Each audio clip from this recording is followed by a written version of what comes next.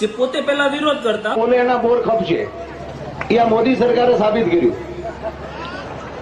બોલવા સિવાય બીજો ધંધો નથી.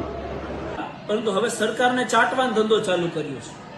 50 રૂપિયામાં ડાયરા કરતા એમના બાપ દાદા પોતે કૂપનના ઘઉં ખાઈને મોટા થયા છે. જે સવારે ભણવા ગયા ને સાંજે માસ્તર પાછા ઘરે મૂકી ગયા એવા અભણ ચાટુ કલાકાર જેને income tax, property tax, corporate tax, road tax, central GST, state GST, direct tax, indirect tax વગેરે બાબતે કોઈ જાણકારી જ નથી, કેમ કે અભણ છે. એ જાહેર મંચ ઉપર માયક હાથમાં આવે ને એટલે એવું કહે છે કે કૂપનના ઘઉં ખાઈ વિડિયા બનાવી અને વિરોધ કરે છે.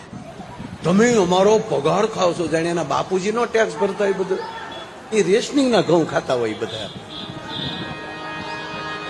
એને જિંદગી ન ફેર્યો હોય સાહેબ.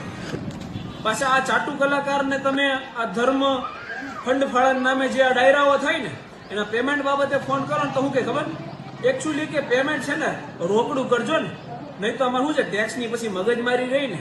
એવા ટેક્સ ચોરો લોકોને એવી સલાહ આપે છે કે આ કૂપનનું ખાવા વાળા ટેક્સ નથી ભરતા અને વિડિયા બનાવે છે.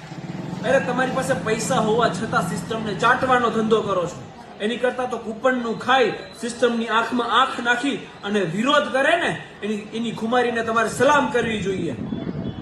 વીર ખુદીરામ બોઝનું એક વાક્ય હું આપને કહીશ કે જે વ્યક્તિ વિરોધ કરતો હોય ને એને સાથ આપો, અને જો સાથ ના આપી શકો ને તો તમારી જ ભાષામાં કહું છું કે મૂંગા મરો.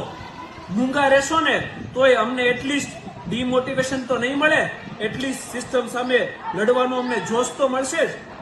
પાછા ભાઈ કેવા છે, હમણાં દીકરી હમણાં હાર્યા સ્થાનિક સ્વરાજની ચૂંટણીમાં અને દીકરાને ઇલેક્શન લડ